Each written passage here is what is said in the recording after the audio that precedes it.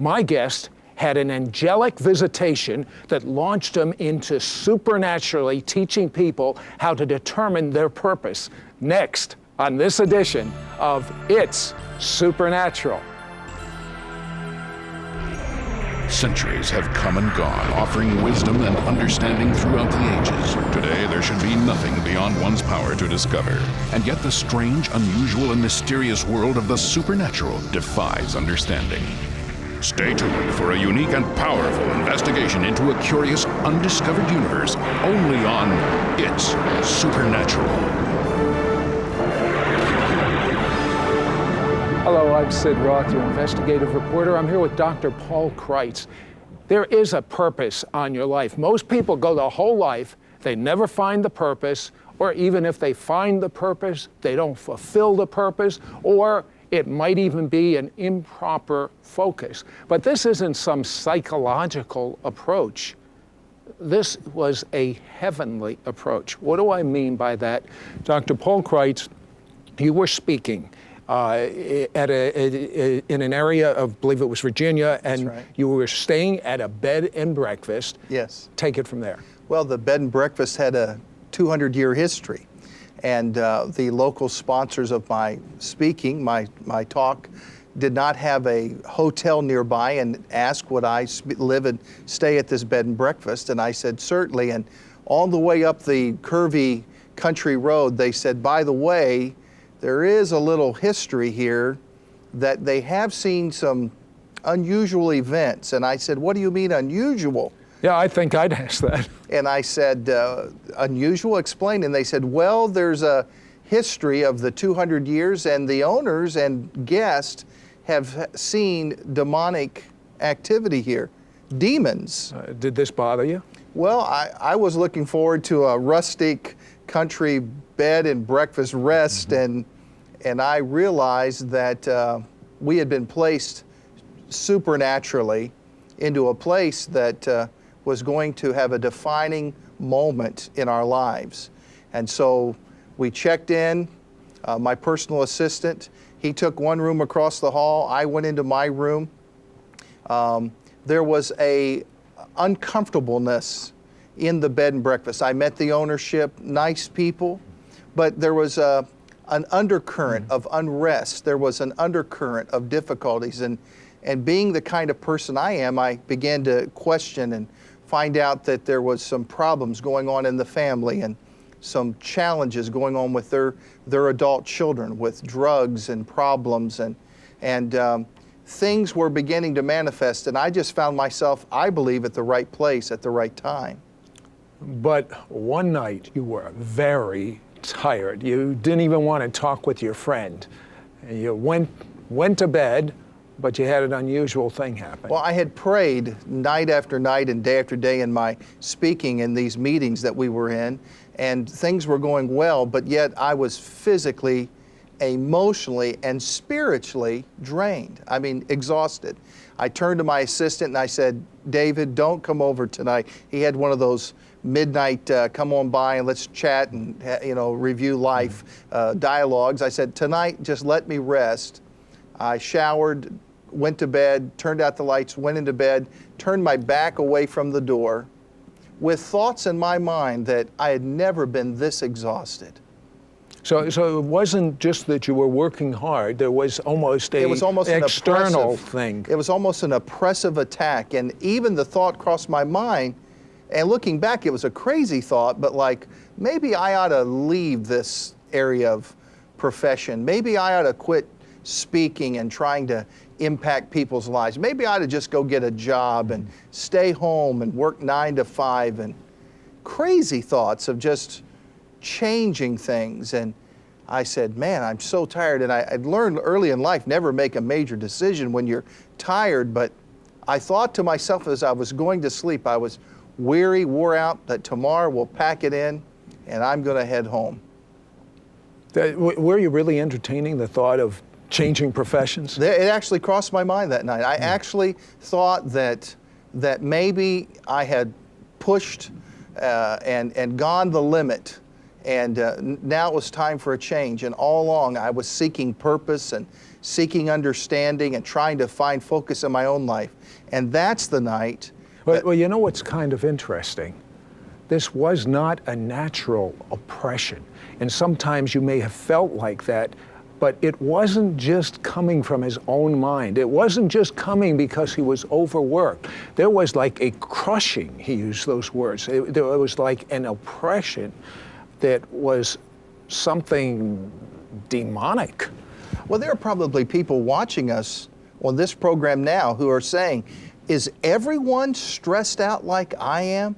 Does everyone feel like you just sometimes want to go get in the car and never come back home? So I don't think that those thoughts, though they were terrible in origin, were new with me. I think thousands of people have thought that thought, which out of this event began to birth a brand new direction and a brand new course in my life of this supernatural event that occurred. What happened? Well, that night, laying in the bed, my back against the door, facing the wall, all of a sudden, I felt someone grab me and shake me, and my first impression was, David has come into my room. He wants to talk, and he wants to wake me up. And I rolled over in anger to yell at David, throw him out of the room. And there was no person in my room. There was no human presence in my room. Did you have enough time to think, I'm afraid? My first thought, immediate, like any other person, was, what is going on here? I know something touched me. Of course, I had that thought that we'd wind up that winding road and maybe there was something going on, but it wasn't a negative feeling. Mm-hmm. All of a sudden, this presence came into the room. And I looked down at the foot of my bed, and a silhouette began to outline. And I don't know how to describe it except to tell you that inside the silhouette was like liquid water, like light moving as water. And it began to fill, and I recognized it as a figure. And inside of me, instantly, I knew that this was an angel. I can't tell you how I knew that. I just knew that this was an angel. Had you ever seen an angel before? I'd never seen anything like this in my life. In fact, I was afraid to tell people for weeks. I told my assistant, I said, don't tell anyone. People are going to think I've lost my mind. Now, did this person with this like liquid water inside, did they have like a shape like a human? Yeah, it was like a very tall man, like a very tall, strong person. And as this liquid light began to... I'll tell you what, hold that thought. We'll be back in just a moment because this angel changed the whole course of history for Dr. Paul Kreitz, and I believe what he's going to tell you will change your destiny. We'll be right back.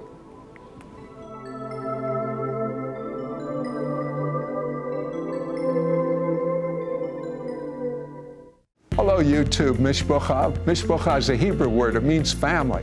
This is Sid Roth. Welcome to my world, where it's naturally supernatural. If you've been blessed by this show, please subscribe. Then click the bell so you won't miss a single episode of It's Supernatural.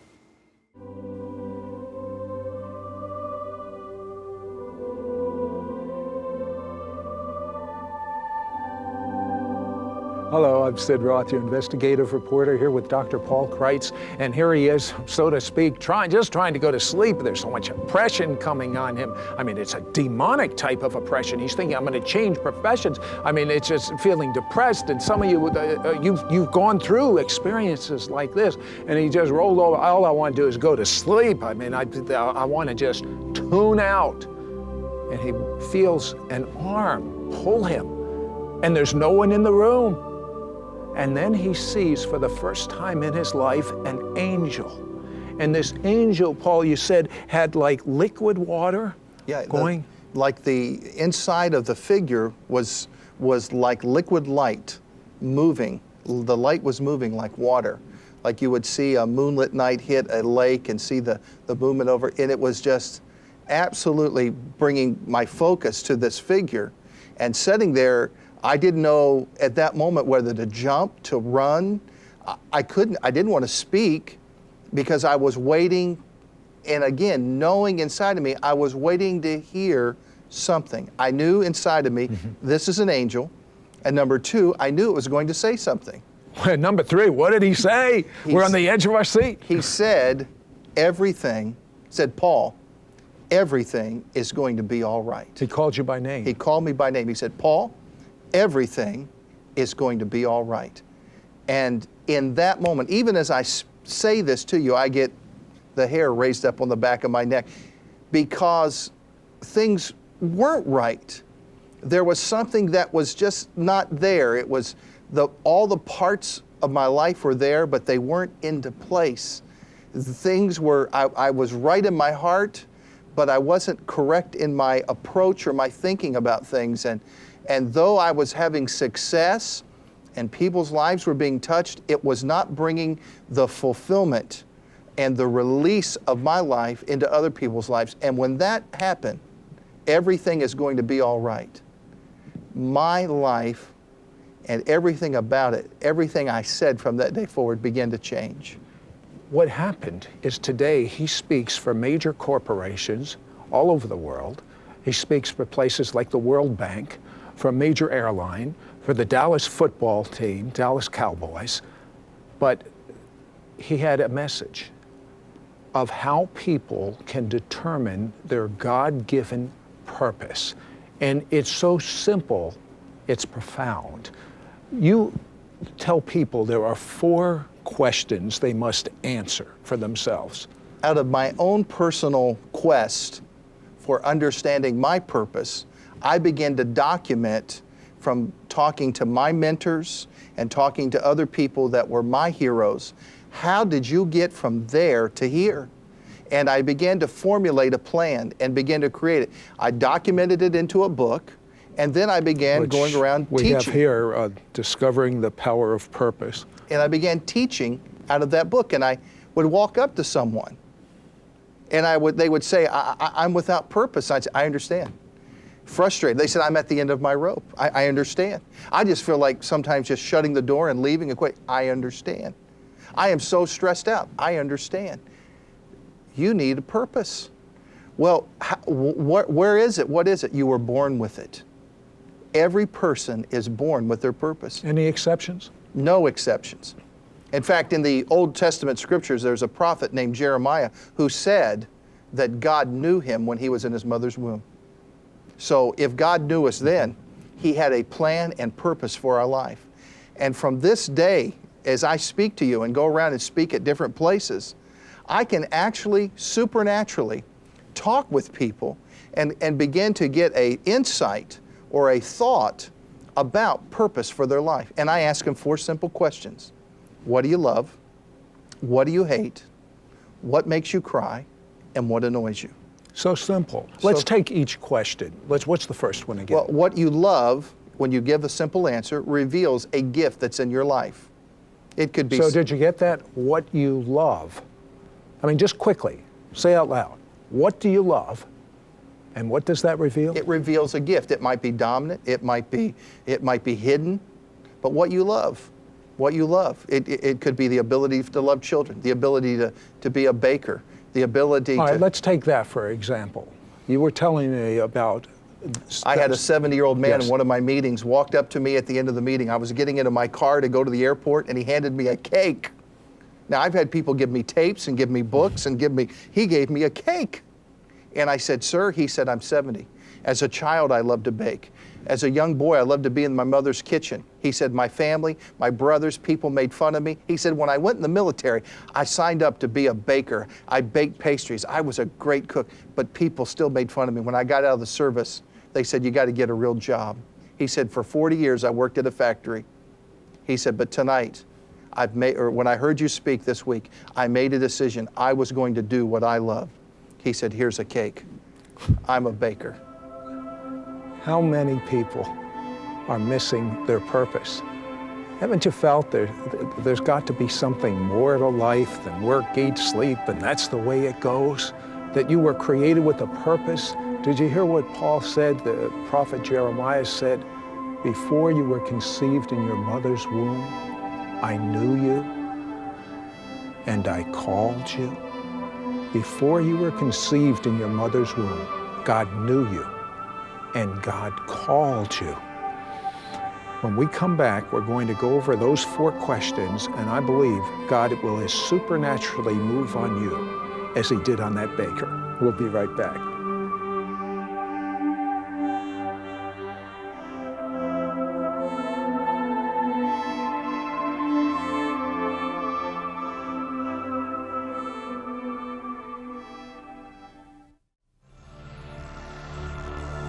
Hello, Sid Roth, your investigative reporter.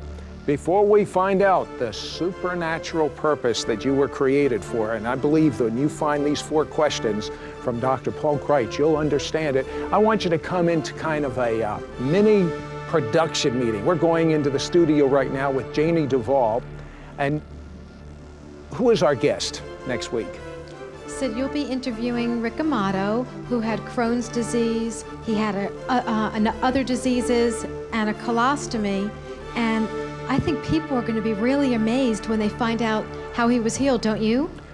Not only they're going to be amazed, the thing that I think so wonderful is that he, at the same time, he was addicted to alcohol. He was drinking. He was addicted to drinking. No hope. I mean, he was so depressed. And when he got set free of the diseases, he also got set free of the alcohol addiction and the drug addiction. Well, what I find amazing is that he had supernatural words just appear before him. They were these 2 words, and after he saw those 2 words, he was completely healed. Sounds like fun. Back to Dr. Paul Kreitz, and let me ask you a question. There were 4 questions that you posed to people. If they can answer these 4 questions, what will happen? Because the purpose is not your decision, it's your discovery. It's not a, what do you want to be when you grow up? Your decision. Your purpose was already put on the inside of you. And you don't need a psychic or someone outside of your spiritual life to reveal to you what's already on the inside of you. But you've got to ask some questions. What do you love? Because what you love reveals a gift that's in you. What you hate reveals what you're called to correct. And what makes you cry? Sometimes where we hurt the most reveals what we will heal the best. So is it sort of like the thing that has hurt us so bad prepares us to have the compassion to help someone else in that area? I think in Dallas, of the lady that began Mothers Against Drunk Drivers, you know, out of the tragedy in her own life, a great organization has been birthed. Where her daughter actually died from a drunk driver. Right. And now that has been birthed into her life. And many times where we do hurt the most, we can heal the best. And finally, the 4th question, what annoys you? You know, what annoys a dentist? Tooth problems. What annoys a mechanic? Car problems. Those things that annoy you are those things that you can solve, the problems you were created to solve. And those things that annoy you will be attracted to your life. That's why things that bother you may not bother someone else, but you're called to fix it because that's your purpose. And your purpose gets you up early, and your purpose will keep you up late. And your purpose will keep you going when everyone else stops. Sometimes someone knows their purpose, but as you explain in your book, their focus is wrong. What do you mean by that? What you look at the longest can become the strongest in your life. If you look at all the problems, you'll become problem-oriented, and you'll begin to lose your focus. And I believe that there's a source out there, there's a power that we need to tap into, a divine power, the power of God, that can help us to stay focused on our mission. That's what causes someone to go into the inner city and help children way after the Congress has stopped talking about it and the camera lights are gone. They're in there day in and day out. And that's what keeps successful people moving forward, is they've discovered their purpose and they keep that focus. Now, why are you so have so much passion for people to find their purpose and their focus? Because my purpose is to help others find their purpose. Out of the supernatural events that have transpired in my life. You know, I could be flying on a plane, which is the best way to fly. I could be flying on a plane, and as I'm riding along, though the airlines might have scheduled someone beside me, I pick up things. I sense things. And I'll begin engaging a conversation with them. And it always comes around to purpose. Tell me one real person that was on an airplane with you that this happened with. Very fine dressed lady one day was sitting next to me, and just dressed immaculate, and was flying and was telling me that her husband was transferred, and she's flying back and forth, making decisions about her home and how wonderful this is going to be. And I have this impression on the inside of me that she is not a happy camper. Though she looks happy and she acts happy, she's not happy. Sort of like Hollywood, you know, where it looks like a beautiful scene on television or in the movies, but if you were really there, you'd see there's nothing behind that scene. It's like a facade, and that's the way a lot of people are. They're crying on the inside, hurting bad on the inside, but they've got so much pride they don't want anyone to know this. And so they look fine, and they smile, and they're happy, and coming apart on the inside. Is that what you were talking about? That's exactly right. And as I began talking with her, I couldn't help but just say what I sensed, you know, and I said, you're not happy. And really, you're not happy because you thought there was life over here, and now you're being uprooted and you're changing, and it's impacting family and your children. But I want you to know that God does have a purpose for your life. And even though you're making a geographical move, you're going to find focus and you're going to find purpose. And she went from running mascara in tears to laughter and joy. And she said, I believe God must have put you here beside me, because this morning I was praying, God, am I doing the right thing? What is the greatest enemy of people fulfilling their God-ordained purpose? Many people think this is as good as it gets. Many people think this is my lot in life. My parents did this, so I'm going to do this. My family lived here, I'm going to live here. They think this is as good as it gets, but I'm here to tell people there's more. There is so much more in life. And if you're just willing to cooperate with the Creator, is a term I like to use, because He made you. And if He made you, He can reveal His purpose for your life. Do you remember what Paul said, that angel said to him? Everything. That's pretty inclusive. Everything. Everything is going to be all right. I believe that's a word for you right now. Everything. Everything. You don't understand exactly what's happening, but God's Spirit moves through sound. And you are capturing something very supernatural right now. Everything. Everything is going to work out all right. Now, there is a purpose, and you're not going to be happy till you fulfill that purpose. There's a focus for that purpose. You're not going to be happy till you fulfill that focus for that purpose. But true happiness doesn't come in what you do. True happiness comes in who you know. The world can change. Even your purpose can change. Everything can be topsy-turvy. But if you know God intimately, I'm not talking about going to church or synagogue. Those are fine and good. I'm talking about knowing God because you believe Jesus died for your sins, has washed away your blood, your sins by His blood, and you with your mouth say, Jesus, come inside of me, take over my life, I make you Lord over every area of my life. That's your purpose, for intimacy. You were created for intimacy. Intimacy with God. You are special. Before you were conceived in your mother's womb, God knew you and called you. God knows you. You're not an accident. Everything's going to work out all right. I said everything is going to work out all right.